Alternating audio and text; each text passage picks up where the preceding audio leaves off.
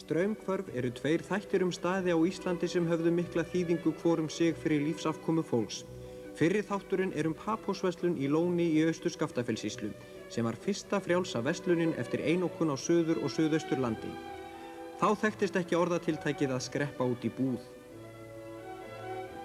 Annar þátturinn nefnist Skálar og á Langanesi, útgerðarstaður sem var dæmigerður fyrir íslenska athafnasögu.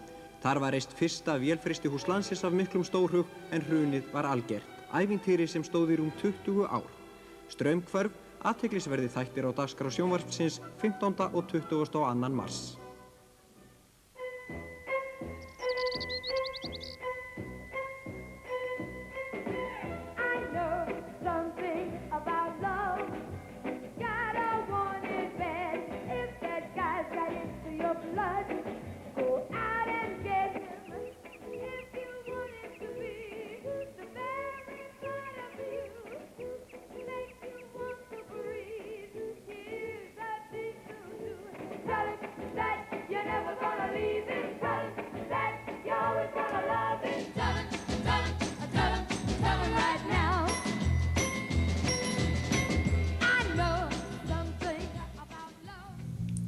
Árið 1930 þegar Austurbæjarskólinn tók til starfa þótt hann einna best útbúni skólinn í Evrópu.